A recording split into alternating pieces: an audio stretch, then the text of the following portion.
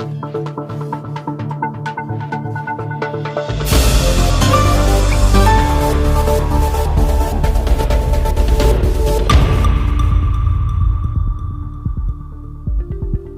ritrovati dalla redazione. I Vigili del Fuoco di Trieste sono intervenuti con la squadra del distaccamento di Opicina, un autoglu e due funzionari della sede centrale per il rovesciamento autonomo di un auto articolato trasportante terra e pietra al chilometro 3 della strada nuova per Opicina, in direzione Opicina nel comune di Trieste.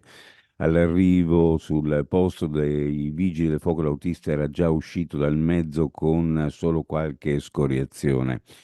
Le operazioni del personale GOS del comando WWF di Trieste con la collaborazione di una ditta privata è stata fatta intervenire dal concessionario della strada che con mezzi per il movimento terra hanno vuotato il cassone del mezzo blindato.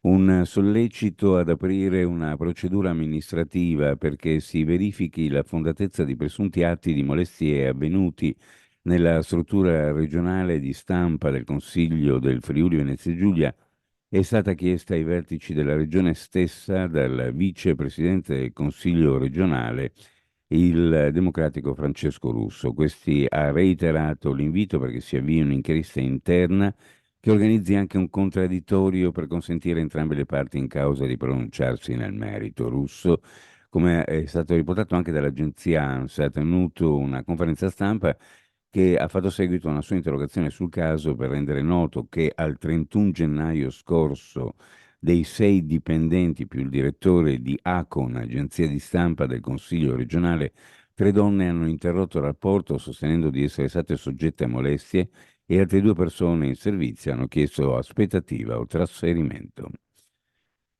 La Lega Navale di Trieste porta avanti un'attività meritoria e per questo è doveroso da parte della pubblica amministrazione dare al sodalizio il massimo supporto, in quanto società che promuove la cultura del mare e lo sport. Lo ha detto a Trieste l'assessore regionale alla difesa dell'ambiente Fabio Scoccimarro nel corso della presentazione del libro Viaggiatori straordinari, storie, avventure e follie degli esploratori italiani, scritto da Marco Valle, presente all'evento. Portando i saluti del governatore Federica, l'assessore ha lanciato l'idea di vedere protagonista la Lega Navale nella gestione della vecchia diga collegata con un ponte pedonale alla terraferma per avere una penisola agganciata alla città, una visione futura aggiunto che punta a un progetto innovativo come quello della nuova riviera di Barcola, per il quale si è partiti consultando i cittadini in un'ottica di concretezza e con una tempistica predefinita.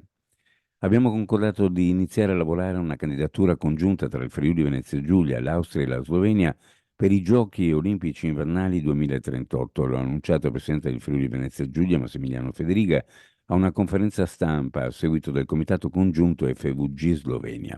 Condivido questa proposta, è un'ottima idea candidarsi assieme come Italia, Austria e Slovenia, ha sottoscritto la vice premier slovena Tanja Fajon nel suo intervento.